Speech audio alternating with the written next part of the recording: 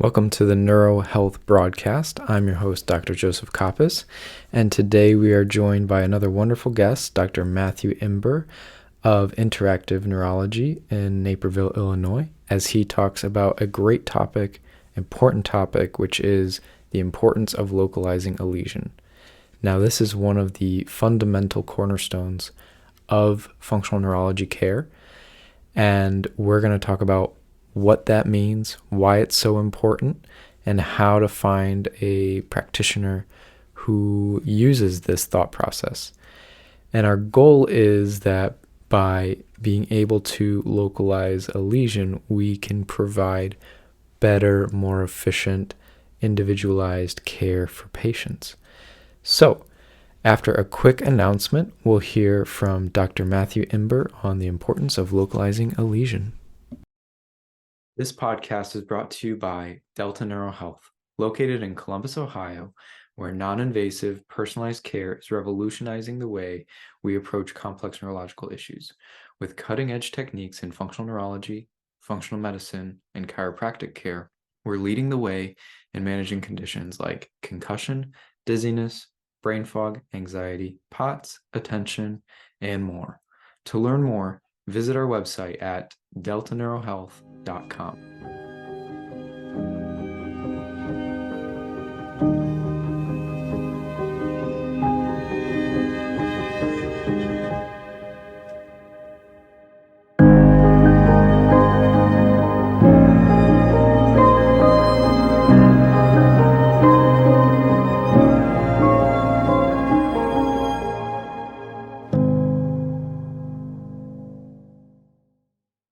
Hey everyone, welcome back to the show. Today we are lucky to be joined by Dr. Matt Imber of Integrative Neurology. Thank you for joining us today. I'm Dr. Imber. I run interactive neurology. We have functional neurology there, as well as occupational therapy, moving more into occupational therapy and neurorehabilitation for different neurological conditions. Mm-hmm. And I'm really excited to talk to you today, Dr. Imber, about the topic you chose, which is localizing the lesion, which has a lot of implications for what we do and what a lot of healthcare practitioners should be doing. Before we get into that topic, though, can you give us a little bit of insight into why you even got into the world of neurology in the first place and healthcare? What's your story, basically? Yeah, for sure. I actually have genetic tremors in my family. So that was something that, I had a couple uncles going to neurology, not really figure out how to treat it. So I originally went into organic chemistry to work for the pharmaceutical industry to make medication for essential tremors. And then while studying and working for the FDA, doing toxicology, I started looking more and more into, again, localizing that problem. And genetic tremors happen in the Purkinje layer of the cerebellum. So it's just this one cell layer that wraps around that cerebellum. And then the question there was, how can I take something orally that's going to go to that specific cell layer? And then once I realized the limitations of that, that's when I started looking for other ways to be more specific in my targeting and treatment of neurology. And that's when I found, Dr. Carrick and functional neurology, and decided to switch my career path to go to chiropractic school. I'd never even been to a chiropractor, but just wanted to kind of get into functional neurology to be able to have that more specificity in treatment. And so that's awesome. So learning about functional neurology, you're actually able to help yourself and then other people like yourself struggling with genetic tremors. Correct. Yes. Now with genetic conditions, right, I'm going to do my exercises for the rest of my life. But as long as I do my minute a day, which sometimes can be harder than it sounds, my tremors remain in check and well with my parents and family and so on. That's awesome. And that's so rewarding. So the topic that we're wanting to discuss today is localizing the problem or localizing a lesion. Can you, for those who may not even be familiar with this concept at all, can you kind of break that down as to what that essentially means? Yeah, for sure. So it's just, asking ourselves kind of when we see any kind of case, regardless of what the cause is or what the problem is, I should say, we want to ask ourselves, where is this problem at? And then how did it get there? right? So if we don't know those questions, we're going to be less efficient at treating and measuring the success of that treatment. Now, that sounds like kind of a basic, simple thing, but the majority of treatment out there does not do that. There's a lot of what's called empirical dosing, empirical treating, and this is something taught in the medical world of try this, let me know if you feel better, right? And sometimes it comes down to that, right? There are tough cases, there are limitations in the testing, which is one of the reasons that this is so difficult.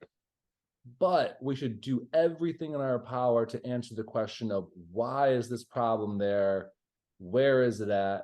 And that allows us to be more specific in our treatment. And it allows us to measure the successful nature of that treatment because we know what we're measuring. Mm-hmm. Yeah, exactly. And I think that process allows you to be more scientific. It allows you to be more specific, and then ultimately more efficient with your patient care and outcomes. For sure. Yeah. So can you give us an example of maybe a condition where localizing the lesion is crucial for that diagnosis or that treatment? Something that could present very similarly, maybe like vertigo, but has a number of potential causes for. Yeah, for sure. So there's kind of two I think of right away, one a little complex, one a little simple. And the more complex one that we see all the time, as I'm sure you do as well, is dysautonomia, right? So someone comes in and there's this broad stroke term of dysautonomia. And 90% of the brain's output is autonomic function. So that means there's a problem somewhere in 90% of what your brain does, and we're simplifying it to one term. Now, this could be you have sympathetic overactivity. This could be decreased blood flow. This could be not enough blood getting into the brain. There is a plethora of reasons and ways that dysautonomia can present itself, but it's kind of like diagnosing someone with cough. You're like, oh, you have cough. And then people get online and they look up people with cough and they're like, oh, this person on the street had cough and it was just allergies, took antihistamines and got better. Oh, this person's cough was cancer. And they're both telling the truth. But when we name neurological conditions based on symptoms, it doesn't allow us to understand what's out there and what works best for us. And most neurological disorders are named by symptoms. But this gets even simpler when we look at like your classic pediatrics office. And the majority of antibiotics prescribed are for viruses. And this is what's creating a bunch of antibiotic resistance and a bunch of other issues just because we're throwing things out there without identifying what we're going after. Mm-hmm. Yeah, and you had kind of made mention of that with your own story a little bit, that you knew that the issue with your tremor lied in the Purkinje fibers of the cerebellum, but there's not exactly a medication that can specifically target that region or even maybe that side of the cerebellum. So can you speak to why your approach is able to actually affect that specific level of the problem or lesion? Yeah, for sure. So once we know, the specificity of the location of where we're going after, then we can apply therapies that work on that area. So I guess there is a give and take here that not only do you have to have the specificity of the location, but you also have therapies that are able to target that specific location. Mm-hmm. So for example, not only, like most people start in the non-dominant hand, so my left side. So we have to focus on the left side of the cerebellum, but furthermore, more those lateral areas of the cerebellum versus those medial areas, which control that hand versus more of like a central sense of like someone has a head tremor per se. So being able to pick therapies that target those specific areas, we're able to, move faster, right? If I was just doing a bunch of general cerebellum stuff, yeah, maybe I could get there. That's kind of like going to a physical trainer and doing general workouts for a specific rotator cuff injury. You might get it better, but it's going to take you a lot long, be a lot less efficient, and it's not going to really solve the problem the way you'd want versus targeting that specific muscle. Mm-hmm. Exactly. So if I'm a patient listening to this, so far this sounds fantastic. Can you go even further as far as your process Yeah. in localizing that? What does your exam look like? What does your, I guess, your clinical thought process then look like when, say, I'm a new patient coming to you? Yeah. So on our average new patient, we spend about 2 hours. It can be a little different for, if you have a really young kid or something like that. But in general, it's about a 2-hour exam where we spend about, 30, 40 minutes just going through history, going through, all the details of that history, what affects the problem, what are the kind of the timeline story of the issue. Then we do a detailed physical exam, looking at, everything from sensory to autonomics, anything that might pertain to that patient. We don't do the same thing with every patient, but we try to get as much as we can in there. We record eye movements because eye movements are the one thing that fires out from every single part of the brain. We do cognitive testing, just as much detail as necessary for that individual person. We usually run blood work. We often run imaging. It can be a several day process of kind of intake just to get all the information we need. Some cases are obvious right away. Someone comes with BPPV, it might take us an hour to get that answer. Someone comes in with a complicated head injury, it could take days to work up a case. Yeah. And then I think the beautiful thing about your process, and that, every patient who comes in is getting that individualized care. They're really getting to the root cause of what's causing their problem. It's not that they're just getting put into a diagnostic box and then, like you said earlier, just throwing things at the wall to see what works, basically, right? You're trying to get them better at the source, which is great. A lot of complicated patients typically.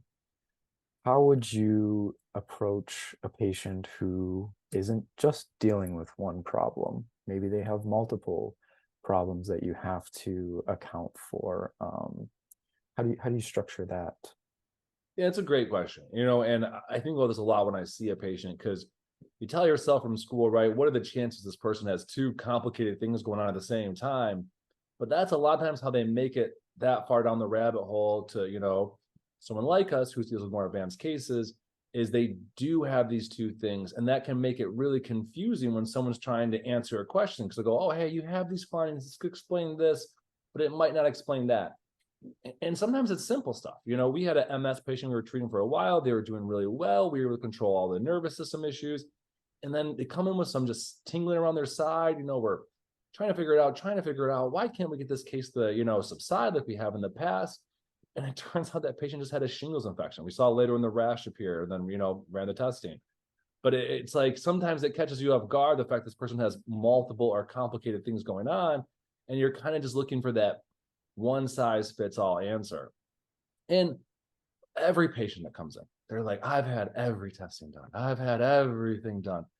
And the truth is that's rarely the case, right? Most of the time they've had a small percentage done. A lot of the patients come in, especially with just blood work, they've had a CBC and a CMP just repeated over and over and over again. And they feel like, oh, I've had all this blood work. But really, it's just been the same two tests, just run 10 times, expecting different result. Or they go, oh, my brain's fine. I've had a brain MRI. But, we know from the research that when we're looking at actual tissue loss in the brain, a substantial amount of tissue has to be damaged before it's going to show up in imaging. So an MRI, great tool, we use it all the time, but at the same time has a great deal of limitations looking at something like head injury, vertigo, developmental issues. We're really not going to see much on that imaging. So that's where this physical exam and taking the time and doing, more advanced things is going to be so crucial, is trying to kind of bypass these classic, systems that are used over and over and over again, kind of hoping that something eventually just shows up. And for those patients that do come in, and we hear this all the time, like, I've tried everything. Yeah. For those patients, do you find that they have tried an approach like yours where somebody has tried to really deeply localize the problem like you are? Rarely, right? Very, very rarely. Every once in a while, we get a case that's been worked up well and it just didn't work for whatever, with a different look at it. But for the most part, no. It's kind of scary sometimes how unworked up cases are. We had someone the other week, and this has happened numerous times, where they come in and actually all the answers are already in the testing they've already had. They'll even have, like I said, it's hard for things to show up in MRI, but they'll have brain degeneration show up in MRI, and you're like, oh, well, you have this generation of your brain and this cortex. This explains your symptoms over here. And they're like, what are you talking about? And it's like, I don't know why no one's told you this. We've had extreme versions of this. Or hematologist blown off anemia and some young girl that gets lightheaded when she's doing physical activity. They think it's some complicated anemia case. And it's like, hey, you have diagnosed anemia for years. And people ask, why does no one tell us? Why does no one care? And I never have a good answer to that. Mhm. It seems like there's just nothing extreme enough to really get a reaction out of the mainstream medical system. If you're not bleeding out and dying, it's kind of like, oh, you're okay, just power through it. Mhm. And in certain corners of the world, sure, emergency medicine at its core is all they're going to have available. But in America in 2023, just the lack of pursuit of quality of life and functionality that's out there is just kind of alarming, that we're not taking a bigger and more aggressive approach at not being able to just survive, but thrive and do well and actually enjoy being alive. Mhm. And you had mentioned that your exam at minimum is 2 hours. Finding the the root problem seems like it takes a bit of time, right? And I'm not sure that the majority of patients are getting that. And I don't want to speak for anyone else, but it just doesn't seem like that's what the current system is set up to offer. So it's very hard to achieve that deep understanding of their condition in kind of the standard medical model. Would you agree with that? For sure. For sure. And I mean, not to get on a soapbox, but obviously insurance plays a big role in this. The average medical visit's 7 minutes long. Um, you know, we have cut the amount of insurance we're in each year. Even just being in Blue Cross at this point, we still can only get that first hour covered, and patients are paying, out of pocket for the second. It's tough. Mhm. It's really tough. It's getting harder and harder to survive in this world and still be able to keep your doors open. Mhm. It is really a tough situation where I empathize with these clinics that are like, hey, we can only, able to see patients for a shorter period of time and still move through. But it's just not possible with complex cases. I mean, maybe someone comes in with like a runny nose or, you know, sore back or something like that. But, I mean, if you're having, neurological issues for years, in some cases we see decades, like the idea that you're going to even learn what that person's suffering with in 7 minutes, let alone have any idea what's going on. It's just impossible. There's no way I could ever fix someone or know what's wrong with someone in 7 minutes. Yeah. Like you mentioned, one of the big issues is insurance. And people pay an arm and a leg for insurance, and then when it comes time to getting reimbursement, it's lackluster at best. And providers are, to their credit, everyone's credit, people are trying to get people better, but you have to work within these shackles and these constraints of insurance company if you want to be able to see patients long term, right? So it's not a system that is designed for success necessarily. Well, not for our success, maybe for Or, the success of the insurance company. sure. That's right. Yeah. But yeah, no, I mean, it's one of those things where we've seen rates increase faster than the rates of inflation most years. And, as a clinic that's still in it, our reimbursement rates haven't changed in, since 2012. So, I Mhm. mean, every year gets harder and harder and harder to give the same level of care. Um, and every year you tell yourself, oh, I'll get better soon. I'll get better soon. I'll get better soon. And it just gets worse, Mhm. and that's why we've seen the life expectancy in America drop consistently. We have more infantile death than other developed countries. Like nothing in America's healthcare is currently getting better. And it's hard being these individual clinics that are trying to turn that tide, but with no real support from the system. Mhm.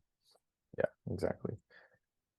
So as a clinician, kind of in the thick of it, trying to do the best you can for your patients, I guess what would you say to those patients who are looking for a provider like yourself, what do they need to look for and understand when trying to find someone like yourself?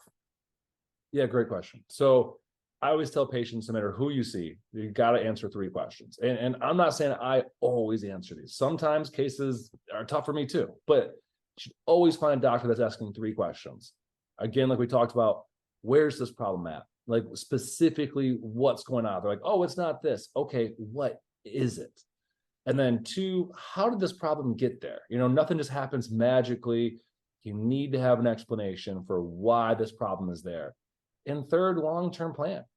I can't tell you how many teenagers come in and instead of treating what they're dealing with, they're just given something to be like, oh, this will help you deal with it. And it's like, okay, you're 16 years old. You're going to take this for the next 70 years? Like, what's the long-term plan here? Are we just sitting back and hoping it magically resolves itself? So if a doctor's not giving you at least doing their dang just to get these three answers, right? What are you doing? Mhm. Like there's no way you're going to get to where you want to be if you're not trying to answer the why, the how, and where are we going? No, that's perfect. I love the way you broke that down.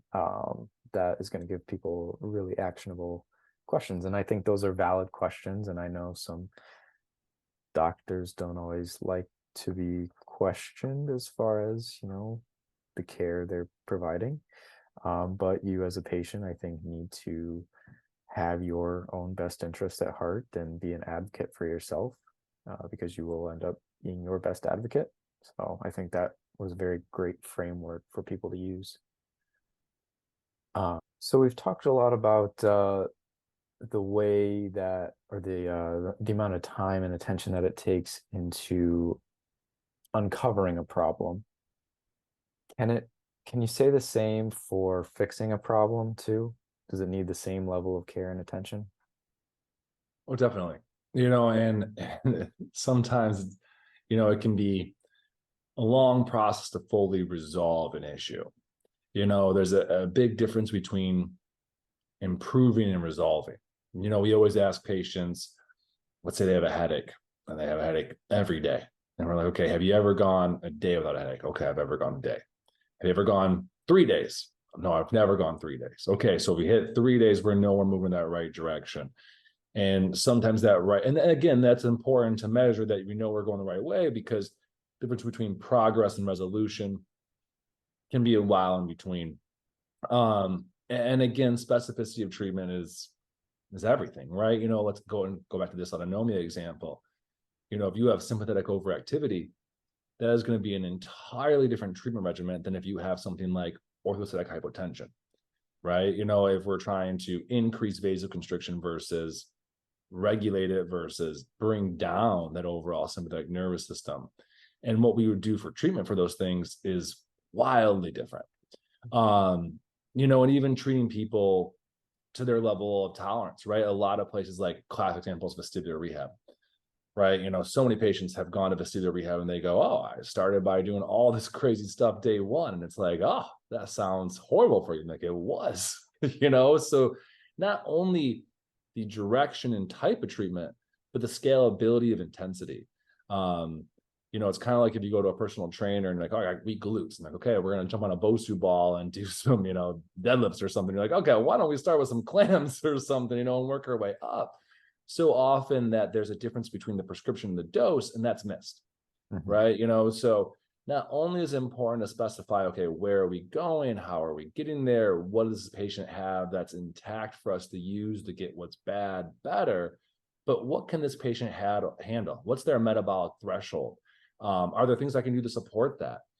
I so rarely see that. I would say I more often, not a ton, but more often see people moving in the right direction than people moving in the right direction at the right speed. Mhm. No, that's a very important point to make. And something I often tell patients day one is, our process is very dynamic. We're never going to do a set it and forget it type of protocol where I expect this to be helpful, and then, we'll see at the end of the treatment plan. Basically, that's never the case. It's always, you're trying to meet the patient where they're at. You want to make sure that you're doing things that they can handle. Like you said, you want to be within their metabolic threshold to create the changes and the improvements that you want. And I think that was very beautifully said.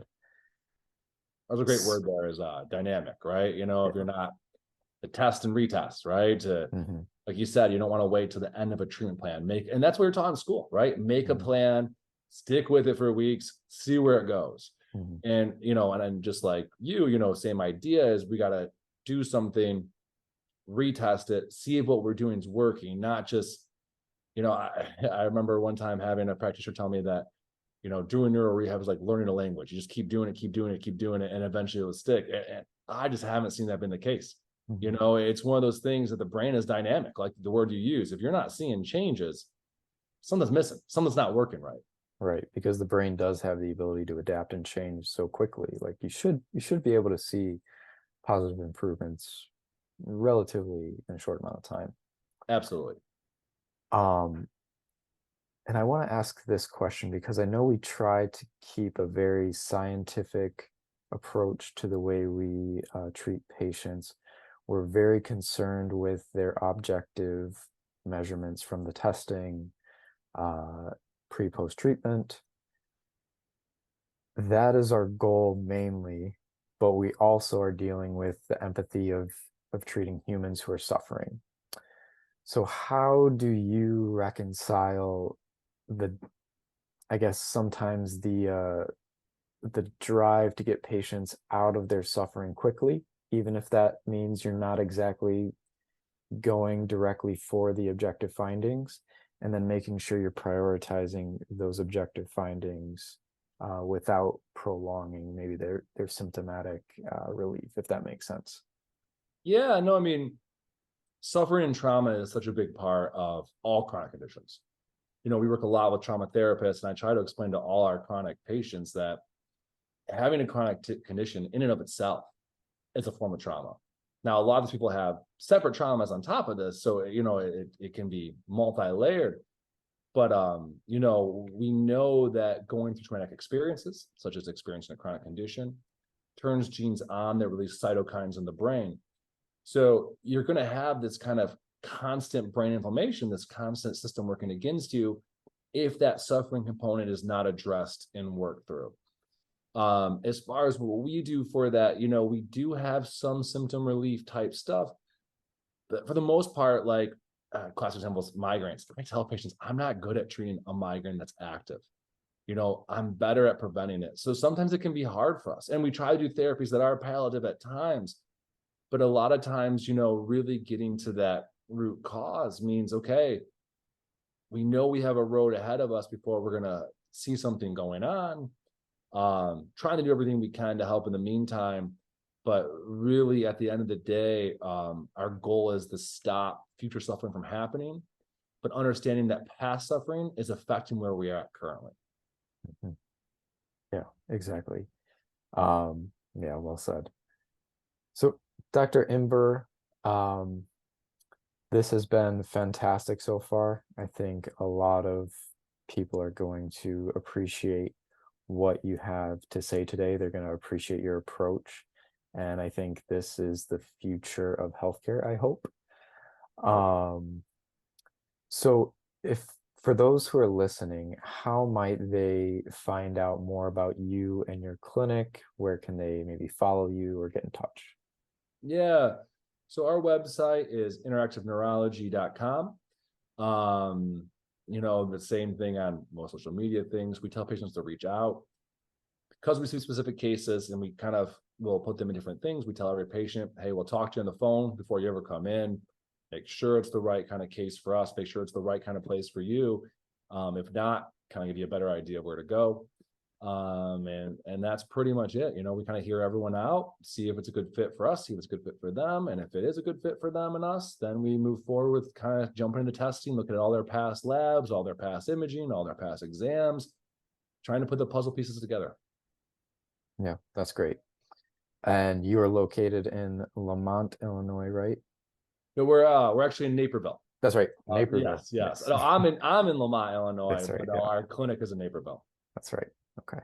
Yeah, so for anyone listening, Dr. Matt Imber, Integrative Neurology in Naperville, Illinois. What